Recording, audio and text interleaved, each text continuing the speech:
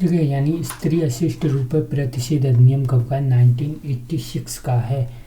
यानी अशिष्ट रूपर का मतलब क्या है? अश्लील ढंग से दिखाना या क्या करना, यानी कामुक ढंग से दिखाना या अंग प्रत्यंग को विशेष रूप से क्या है चिन्हित करना, या यानी अगर परिभाषा यानी पारित कब हुआ? पारित ये हुआ 23 दिसंबर 1986 को। लागू कब हुआ? 2 अक्टूबर 1987 को, यानी 2 अक्टूबर 1987। क्या इसमें कोई चैप्टर है? तो हम कहेंगे नहीं। धाराएं इसमें कितनी हैं? धाराएं 10 हैं। सबसे पहले अगर हम बात करते हैं यानी संक्षिप्त नाम यानी संक्षिप्त नियम है, संक्षिप्त नाम और विस्तार और प्रारंभ। संक्षिप्त नाम तो हमने बता ही दिया, स्त्री अशिष्ट रूपर प्रतिषेध अधिनियम। ठीक है, ठीक है, ये है। तो यानी कब का है? यानी 1986 का है, 86 का है। ठीक है। और विस्तार की अगर हम बात करें तो संपूर्ण भारत में है। और धारा जो 2 है उसमें क्या बताया गया है? 2 की ए में, 2 का जो है उसमें यानी परिभाषाओं की, यानी विज्ञापन की परिभाषा, यानी एडवर्टाइजमेंट की परिभाषा, यानी विज्ञापन के अंतर्गत क्या क्या आता है, किसी विज्ञापन माना जाएगा, सूचना को विज्ञापन माना जाएगा, किसको? सूचना को। और सर्कुलर, ठीक है, यानी परिपत्र यानी सर्कुलर को, यानी लेवर और क्या है यानी रेफर को, और डॉक्यूमेंट को। लाइट, साउंड, स्मोक, गैस की मदद से विजुअल, ठीक है, विजुअल क्या करना, यानी विजुअल रिप्रेजेंटेशन करना, ये भी क्या है? ये भी विज्ञापन ही माना जाएगा। यानी जो 3 है, 3 में क्या बताया गया है? 3 में बताया गया है स्त्री अशिष्ट रूपर की परिभाषा।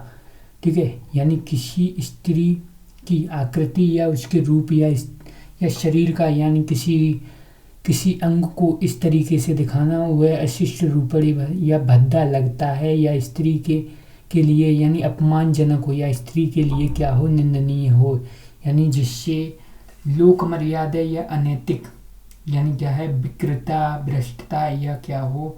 ठीक है, यानी नुकसान हो, क्या हो? नुकसान हो। अगर हम लेवर की बात ठीक है, लेवल की बात करते हैं तो लेवल की परिभाषा इसी में बताई गई, यानी किसी पैकेज पर यानी चिपकाई या दिखाई, ठीक है, यानी दिखाई गई हो, यानी लिखी हुई, यानी कुछ, ठीक है, लिख रखा हो, या मार्क हो, या चिन्हित हो, या क्या हो? स्टाम्पित हो, या क्या हो? या मुहर लगा रखी हो, या क्या हो? प्रिंटेड हो, या चित्र बनाया हो, ये है यानी लेवल। ठीक है।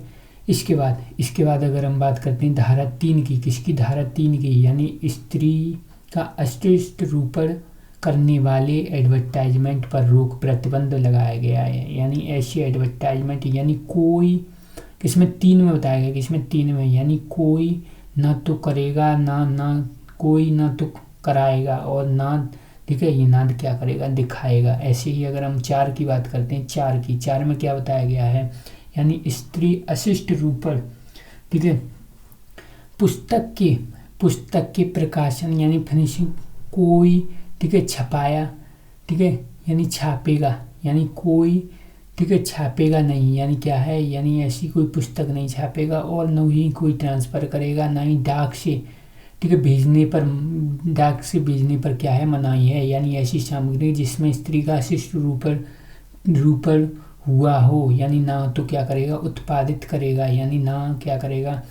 ना बेचेगा, ना किराए पर देगा, और ना बांटेगा, ना सर्कुलर करेगा यानी फैलाएगा, ना डाक से भेजेगा।